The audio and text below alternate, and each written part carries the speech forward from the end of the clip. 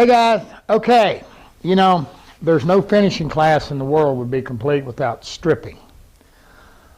So, most everybody on here has met Camera Girl, and in the woodworking show I introduced Willie as Mr. Camera Girl. This is actually Crystal's husband, Willie.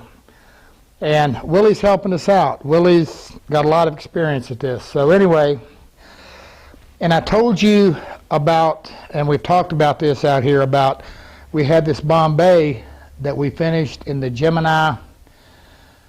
They used to call it wood bar, then they changed it.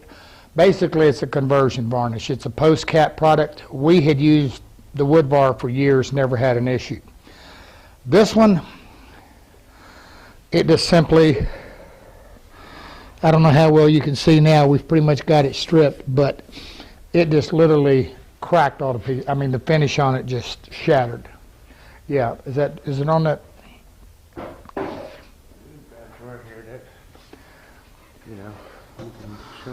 I don't know if we can see enough on the camera. It's not really showing a lot here, but anyway, the bottom line to it is, it just looked like glass. It was just shattered. So there's nothing to do but strip it and start over. So that's exactly what we're doing.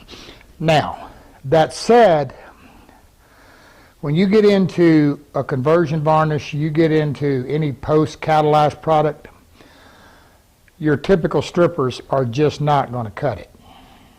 Now here's one we picked up at Sherwin-Williams, and according to them, it's a marine. It'll cut epoxy. It'll cut anything. Well, it didn't touch this. Not one bit. No, I mean, put it on there. Actually, you know, want to tell you what it did? This is a satin finish and made it shiny. That's it. It did nothing.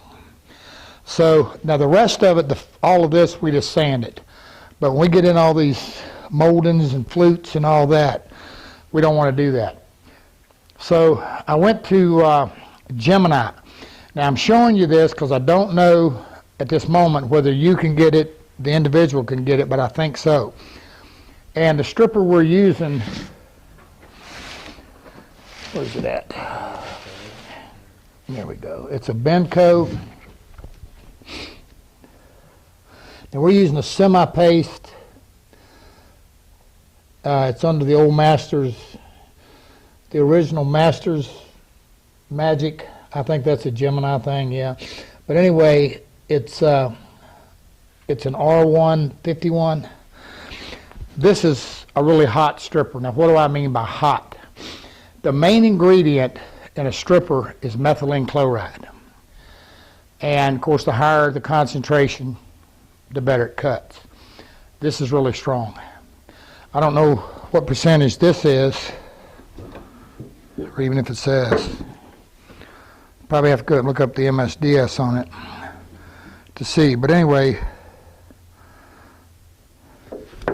the bottom line to it is, this isn't touching it. Now, but one of the things I want to tell you, when you're using a chemical stripper, you want chemical gloves, you want an apron, you want goggles, you want respirator, you want everything. And you want good ventilation. Now let me explain. Methylene chloride is heavier than air. That means the fumes settle. Okay, so when you got a fan or something and you're venting, you kind of want it down low to vent it out. But this is really nasty stuff, okay? It will burn your eyes. You get it on your skin. You don't want any part of it. Now, I've often said this, and I've avoided stripping in both the book and in this class, but the opportunity strikes here. Personally, I think you would be better off to go with a professional stripper. Have them do it. Now, that said, there's a caution. Some of these people have a dip tank. That means they just completely submerge the furniture down in it. That's not good. It will cut glue loose, particularly if you've got an old antique or something, it will cut it loose. The nice thing about this, and with the semi-paste, is that we're able to come in here and just kind of, I don't have gloves on, but I should, and we're just able to come in here and piece by piece take it off. And we're only using the chemical stripper on the difficult areas. Now, once it's stripped, we'll wipe it down with water. That kind of neutralizes it. Then we clean it really good with some naphtha. Okay, and let that dry. Now back to the professional strippers. You want to find what's called an overflow tank. It's a big tank, and they have the stripper in a container like this, and it's pumped through a line into a brush. And they just simply wash it off for the most part. But even this, again, it's worth, and if you've got something heavy paint, again, a professional stripper, it may be something to consider. I really don't know that you're going to save a whole lot of money buying the stripper and taking the time and everything else. That said, if you start stripping something, take small areas at a time. Do not leave the stripper to dry.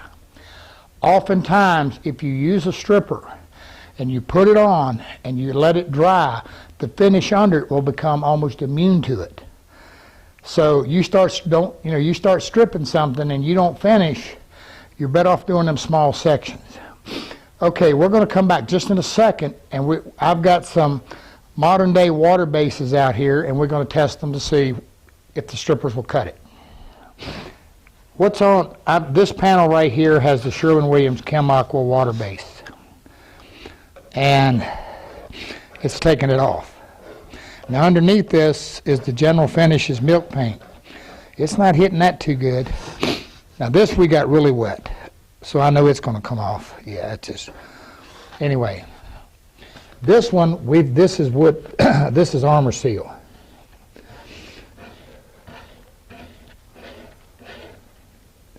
Yep, it's taking it off, no issue.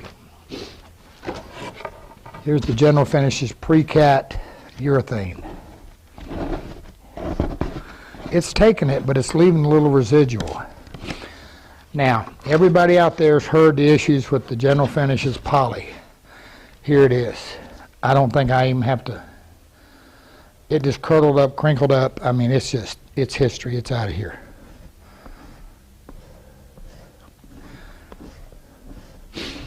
Yeah, it's no problem. So all of that said to say, because water-based finishes can be tough to strip.